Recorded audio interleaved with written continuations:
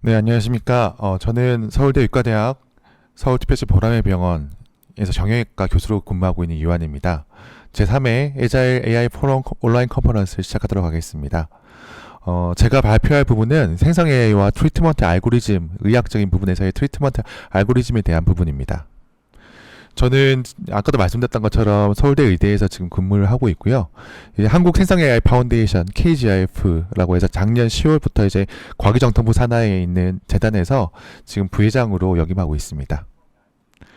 오늘 발표의 목적은 다음과 같습니다. 이 차를 보시면 차를 정비하고 잘 아는 사람, 만드는 사람이 있지만 차를 타는 사람들은 사실 이 차가 어떤 구조로 되어 있는지 잘 모릅니다. 사실 저는 AI의 전문가라기보다는 수요자에 가깝습니다. 이제 수요자 입장에서 어떻게 의료에 적용이 됐으면 좋겠는지에 대해서 말씀을 드릴 거고요. 그 다음에 서로 결국에는 이 사람이 보트라고 얘기하고 이 사람은 랜드라고 얘기하는 것처럼 결국에는 공학과 의학, 공학자와 의학자는 서로 시각 차이가 꽤 있습니다. 그래서 그런 시각 차이에 대해서 제가 어떠한 부분들을 생각하는지를 말씀을 드리고자 합니다. 결국 오늘 발표는 의료 전문가이자 생성 AI 수요자 입장에서 향후 생성 AI가 의료 접목될 수 있는 부분에 대해서 논의하고자 합니다. 먼저 의료의 역사에 대해서 보시겠습니다. 1952년에 머신러닝이라는 개념이 처음 제안되고 난 다음에 그 이후에 카스넷, 그 다음에 이마이신은 이제 항생제 선택에 대한 부분이었고, 나중에 2000년도에는 이제 딥러닝이라는 것들이 만들어지면서 이제 IBM에서 왓슨이라는 것이 나오게 됐습니다. 왓슨이라는 거는 이제 항암제 선택이라든지 항암 치료에 대한 것들을 하는 것이었는데 처음에는 이슈를 많이 받았지만 결국에는 지금은 이제 실패로 끝났죠. 그다음에 파마보시라고 이제 약의 선택, 맨이라고 이제 가정의학과 쪽에 대한 AI, 아토리아고 해서 이제 혈관에 대한 부분에서 AI가 개발되었습니다. 보시면 아시겠지만 1952년에 머신러닝이 나오고 난 다음에 16년에 첫 이제 의료 AI가 나왔고 2000년도에 딥러닝이 나오고 난 다음에 2007년에 왓슨이 나온 것처럼 의료 AI는 AI 발전의 흐름에 따라가되 한 발짝 느리게 가는 특징을 가지고 있습니다. 생성 AI는 어떻게 될까요? 생성 AI는 여러분들이 다 알고 계시는 내용들입니다. 그래서 2022년, 23년 그때 아주 눈부신 발전을 해서 지금은 너무 빠르죠. 그래서 이제 챗GPT 4, 터보, 이제 소라까지 나왔고요. 이것을 기반으로 해서 의료 생성 AI는 뉘앙스, 마이크로소프트에서 챗GPT4를 탑재한 뉘앙스를 개발하면서 의료 AI에 대해서 좀 더 본격적으로 지금 개발과 상업화가 시작되고 있습니다. 이런 LLM, 생성 AI는 최근에는 이제 처음에는 이제 챗GPT와 같은 제너럴 LLM이었는데 최근에는 이제 도메인 스페시픽한 LLM들이 많이 개발되고 있습니다. 이 부분은 이미 여러분들께 저보다 더 잘 알 텐데 이런 이제 제너럴 AI는 일반적인 태스크를 담당하고 퍼블릭 데이터를 기반으로 학습한 것입니다. 그리고 도메인 스페시픽 LLM은 이런 기본적인 제너럴 LLM을 기반으로 하는 것도 있고 아니면 완전히 새로 만드는 것도 있는데 특정 목적 혹은 특정 섹터를 담당하고 특정 기능만 하는 겁니다. 그래서 특정 섹터의 데이터를 기반으로 학습하기 때문에 이것은 보안성과 신뢰성이 상당히 중요해졌고요. 그렇기 때문에 요즘에 가장 핫한 LAG, 이제 Retrieval Augmented Generation이라고 해서 우리 렉이라고 보통 얘기 많이 하죠. 그래서 이 렉을 통해서 보안성과 신뢰성을 많이 하면서 또한 이제 특정 목적에 대해서 잘 쓸 수 있는 이런 도메인 스페시픽한 LLM이 많이 만들어지게 되었습니다. 향후 진짜 매출, 이런 보통 이제 도메인 스페시픽 LLM은 조금 작은 기업들에서 많이 하고 있는데 이런 것들이 나중에 큰 시장을 만들어낼 거라고 저는 생각하고 있습니다.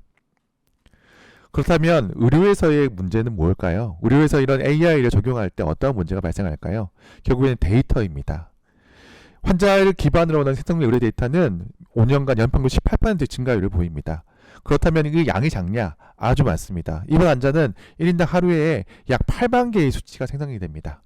큰 의료기관의 경우에는 하루당 300테라바이트 이상의 그런 데이터들이 만들어진다고 알려져 있습니다. 그리고 이제 이런 데이터들은 대부분 비구조화 데이터입니다. 비구조화가 뭔지는 뒤에 말씀드리겠습니다. 그렇기 때문에 이제 좀 이런 것들이 많이 만들어지고 나면 환자를 좀 더 잘 볼 줄 알았는데 오히려 반대로 의사들이 환자를 보는 시간보다는 컴퓨터를 보면서 이런 데이터 분석하는 시간들에 더 많은 시간을 할애하고 있고요. 실제로 이렇게 노력을 함에도 불구하고 오류가 발생하여서 매년 25만 명 이상이 미국에서만 의료 과실로 사망을 하고 있는 상황입니다. 결국 이런 데이터라는 것이 제가 아까 이제 이 장갑 이름이 뭐냐고 물어봤더니 옆에 계신 분이 건틀렛이라고 말씀 주시더라고요. 이런 데이터라는 건틀렛이 결국에는 사람의 휴먼 에러를 만들어서 의료 과실을 일으킨다. 오히려 더 좋아질 줄 알았는데 더 안 좋아진 것이죠. 그리고 이러한 부분들은 결국에는 AI를 통하여서 극복하는 연구가 최근에 활발하게 진행되고 있습니다.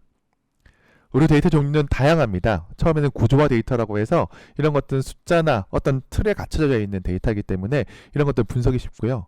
그 다음 반구조화 데이터라는 이제 비형식적인 것과 형식적인 것들이 섞여 있는 데이터를 말합니다. 그리고 시계열 데이터는 숫자로 나타나는 것이 아니고 이렇게 그래프로 나타나는 겁니다. 10년도 이제 그래프인데 이런 식으로 실시간 그래프로 나타나는 것들이 시계열 데이터이고요. 오늘 좀 더 집중적으로 볼 것은 비구조화 데이터입니다. 이건 텍스트라고 보시면 되는데요. 우리가 이제 환자를 볼 때 의사나 간호사, 다른 이제 그런 직원들이 차트를 남기는 것이 비구조화 데이터인데요. 전체 의료 데이터의 80%가 이런 비구조화 데이터로 되어 있기 때문에 지금까지는 AI로 분석하는 것이 상당히 어려웠습니다.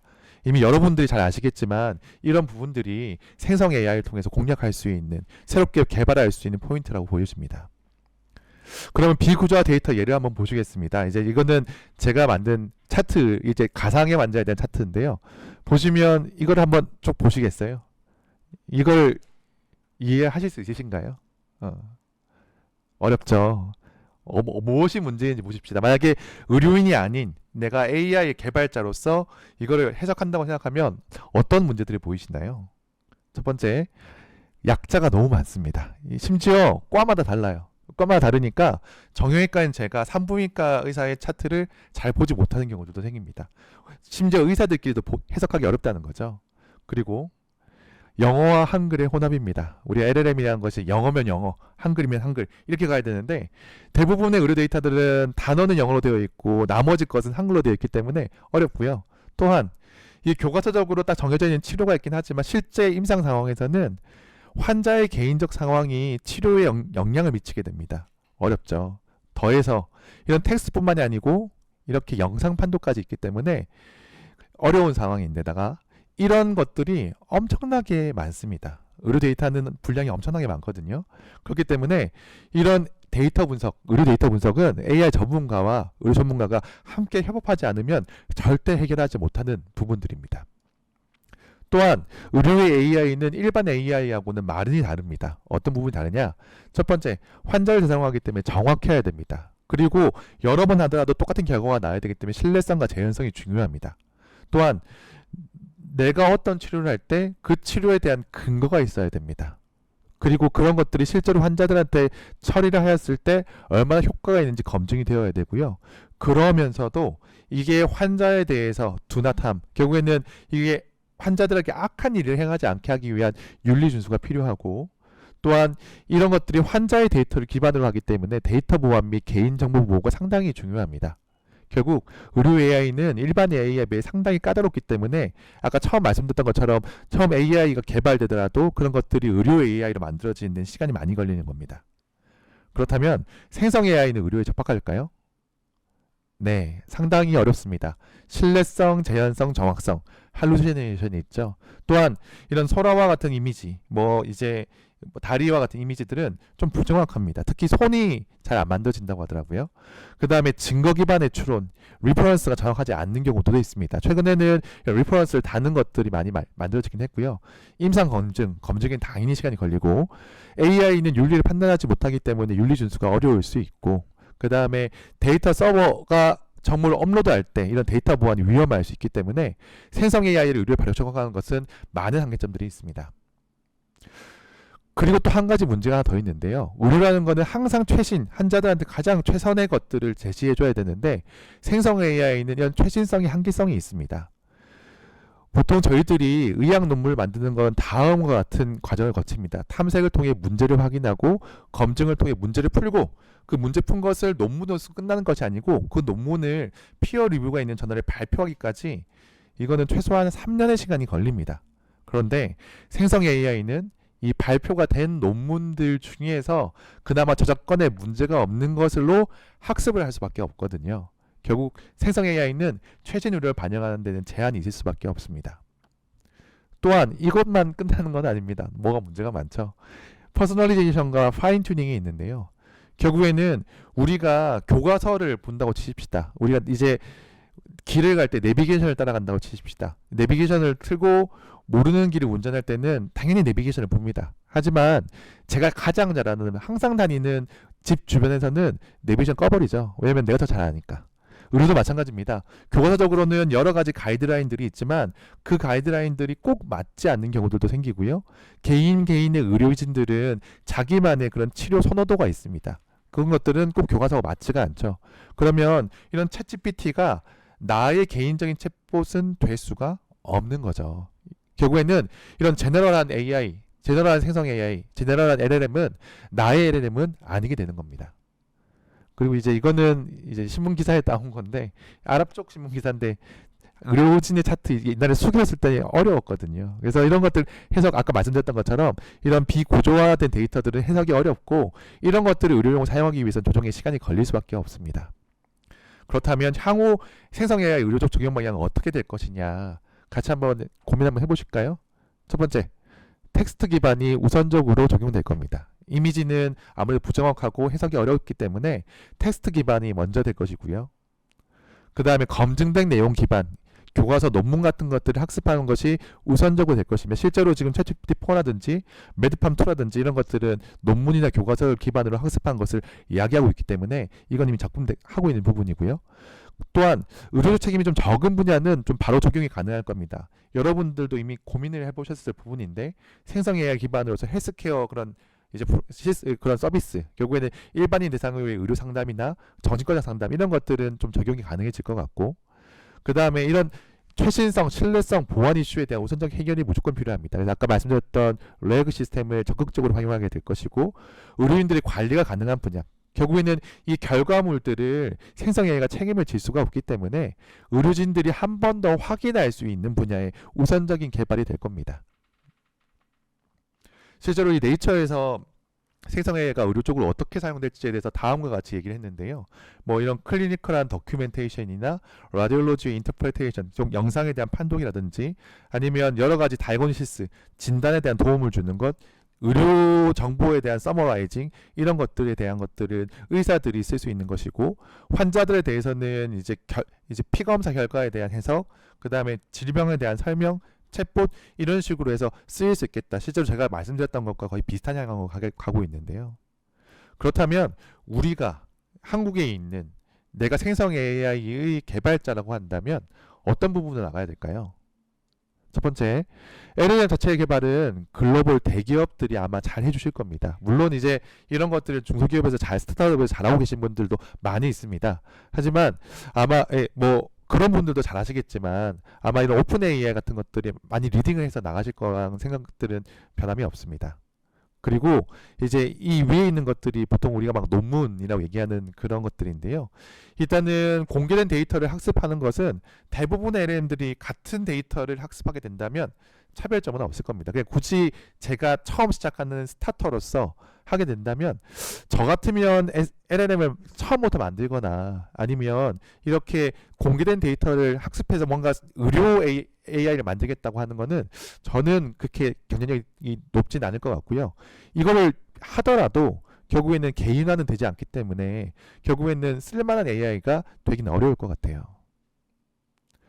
그러면 어떻게 해야 되느냐? 일단 텍스트 기반의 생성 AI를 개발하고 의료인 관리가 가능한 분야로 나가야 될 것 같고, 아까 얘기했던 것처럼 공개된 것도 기본으로 하지만 아직 공개되지 않은 정보를 취득할 수 있는 부분을 고민해 봐야 될 것 같고, 특정 분야의 특화된 서비스를 고민해 봐야 될 것 같습니다. 그리고 개인화를 해야겠죠. 어떤 게 있을까요?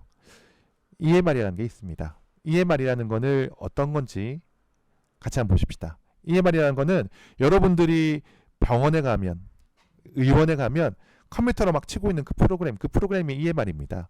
이거는 의사의 모든 행동이 다 담겨 있다고 보시면 됩니다. 그래서 환자의 증상, 신체 검진 결과, 그 다음 검사 처방, 검사 결과, 거기에 대한 진단에 대한 추가적인 치료 처치, 투약, 시술, 수술 같은 것들이 다 EMR에 담겨 있기 때문에 이 EMR이 생성 AI의 아주 중요한 밭이라고 보여집니다. 이런 것들은 텍스트, 시계열 기반 정보가 들어가 있고 아직까지는 논문화되지 않은 최신의 정보가 있으면서 각 의료진들마다의 그런 개인화된 그런 정보들이 담겨 있기 때문에 이런 기반으로 생성 AI에 대한 학습을 시작하게 된다면 트리트먼트 알고리즘을 학습할 수 있게 되고 이런 트리트먼트 알고리즘을 학습한 것을 기반으로 해서 의무료 작성, 처방 보조, 그 다음에 시뮬레이터, 일단 가상의 그런 환자나 치료에 대한 것들, 그리고 이제 여러 가지 치료 가이드라인 이런 것들을 만들어 볼 수가 있습니다. 그렇다면 글로벌로 봤을 때 이런 텍스트 기반의 의료생성 AI는 무엇이 있는지를 좀 보시겠습니다. 첫 번째 볼 것은 엄청 유명하죠. 구글의 이제 매드팜2죠. 이 매드팜2가 이제 그런 미국의 의사시험을 봤는데 의사시험에 통과했다더라. 아주 좋은 성적으로 통과했다더라. 이런 얘기도 많이 나왔었잖아요. 이거의 결과는 이제 멀티 매드 QA라고 해서 의료의 문답에 대한 이제 얼마 성능이 좋은지를 판단하는 그 결과에서 챗 GPT 3.5보다는 높고 챗 GPT 4와는 좀 유사한 정도의 성능을 매드팜2가 이루었다라고 얘기를 했고요. 이건 좀 특징적인 것을 가지고 있는데 이제 이 엔semble 이제 리파인먼트라고 해서 이건 뭐냐면 엔semble 리파인먼트라고 해서 이건 뭐냐면 이제 매드팜2에 하나의 질문을 넣고 난 다음에 여러 가지 답들을 계속 받는 겁니다. 그 받고 난 다음에 그걸 다시 매드팜2가 조금 더 결과들을 보고 그 가장 리저너블한 결과들을 다시 선택하게 하는 방법들로 이게 학습을 시켰다. 이걸 통해서 답을 얻었다라고 얘기를 했고요. 이게 실제로 얻은 결과들이 실제로 의사들하고 보았을 땐 유사하거나 더 뛰어난 퍼포먼스를 보였다고 얘기를 했고 실제로 환자들에게 이런 답변의 선택을 보라고 했었을 때 의사보다 매드팜2의 답변을 더 좋아했다라고 얘기를 합니다. 자, 그러면 매드팜2는 도메인 스페시픽한 LLM일까요? 보십시다. 좀 더 의료 부분에 포커스한 것은 맞습니다. 의학적 대답을 잘하죠. 그 다음에 퍼블릭 데이터를 기반으로 학습을 했습니다. 개인화는 안 되어 있습니다. 결론적으로는 의료에 특화된 제너럴 LLM에 가까운 거죠. 매드팜2가 참 좋긴 하지만 이걸 실제로 실제 환경에 쓰기에는 조금 제한이 있겠다라고 생각이 됩니다. 두 번째는 이제 뉘앙스입니다. 뉘앙스. 마이크로소프트의 뉘앙스인데요. 이 뉘앙스에서 최근에 이제 자기들의 그런 서비스에 대해서 동영상을 홈페이지에 한번 올렸더라고요. 이 내용 보면 환자와 의사가 서로 대화를 합니다. 그 대화한 내용을 기반으로 이렇게 글을 만들어주고요. 글을 이 STT라고 하죠. 그렇죠? 스피치 텍스트를 하고 난 다음에 그걸 가지고 차트를 만들어줍니다. 차트를 만들어주고 보게 되면 각 과별로 여기 보면 각 과별로 그냥 특징적인 그런 차트들을 만들어 줄 수 있게 되어 있고 이제 이런 걸 통해서 실제 병원에서 차트를 도와주는 저희가 보통 대학병원에서는 레지던트들이 이렇게 차트를 도와주고 그러거든요. 그런 것들 사람들이 아낄 수 있는 서비스를 만드는 거라고 보시면 됩니다. 그래서 실제 제가 말씀드렸던 것처럼 텍스트 기반에 또한 이제 좀 의료진들이 최종적으로 확인해서 컨펌해서 받는 그런 AI를 만들었다고 보여지고요. 실제로 방향은 나쁘지 않은 것 같습니다. 그래서 이제 이 뉘앙스라는 것은 원래 음성인식 전문 기업이었는데 마이크로소프트에서 2021년에 약 22조 원의 인수를 했습니다. 이게 마이크로소프트에서 인수한 것의 두 번째로 큰 규모라고 하더라고요. 그래서 인수하고 난 다음에 이제 오픈 AI의 챗GPT를 가지고 와서 그걸 통해서 덱스라는 걸 만들었습니다. 이거는 이제 의사와 환자의 대화를 기반으로 한 차트 생성 프로그램이고요. 에픽은 뭐냐? 에픽은 이제 미국에 있는 EHR 기업인데 미국에서 한 1, 2위 정도 하는 기업입니다. 여기서 3억 500만 명의 환자 데이터를 확보하고 있는데 이 에픽 시스템에 이 뉘앙스의 덱스 익스프레스를 탑재하겠다고 얘기를 한 겁니다. 그렇다면 이 뉘앙스의 덱스 익스프레스는 도메인 스페시픽한 LLM일까요? 첫 번째, 의료 특화 LLM이죠. 두 번째, 사연자 계층이 의료진으로 특화되어 있습니다. 그리고 각 과별로 언어 체계를 따로 학습했습니다. 그리고 구체적인 세타를 기반으로 사업 모델까지 만들어 놓은 것이기 때문에 이건 제가 보았을 때는 의료 도메인 스페시픽한 LLM에 가까운 것 같습니다. 그래서 확실히 마이크로소프트는 좀 여기에 대해서 바른 방향으로 가고 있다는 생각이 들고요. 국내에서는 그러면 이런 텍스트 기반의 의료생성 AI가 없느냐? 이번에 이제 새로 창업을 했습니다. 그래서 한 2달 정도 됐고 아주 신생 기업인데 에스클 AI라는 기업이 있습니다. CEO는 도재영 박사님이시고요. 이분 같은 경우에는 이제 서울대 지금 전기정보과학부의 조교수로 계시고 이전에는 아마존이나 마이크로소프트에 계시던 분이신데 이제 제가 아까 이제 처음에 말씀드렸던 것처럼 KGIF 한국 생성 AI 파운데이션의 내에서 만들어진 첫 창업 사례입니다. 저도 이게 돕고 있는 회사인데요. 여기서는 다음과 같이 계획을 세웠습니다. 이제 고객 데이터를 가지고 데이터를 전처리하고 인베딩해서 벡터 DB를 만듭니다. 그리고 만약에 고객이 환자겠죠. 환자가 질의를 하면 그 질의한 것을 레그 시스템을 통해서 벡터 DB에서 찾아가지고 답을 만들게 되고요.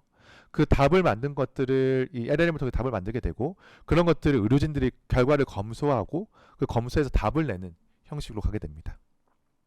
실제로 여기서 처음 데모를 만들었습니다. 아까 말씀드렸던 것처럼 이 비구조화된 데이터들은 해석이 상당히 어려운데 거기에 대해서 해석을 할 수 있는 이제 그런 걸 프로그램을 만들었고요.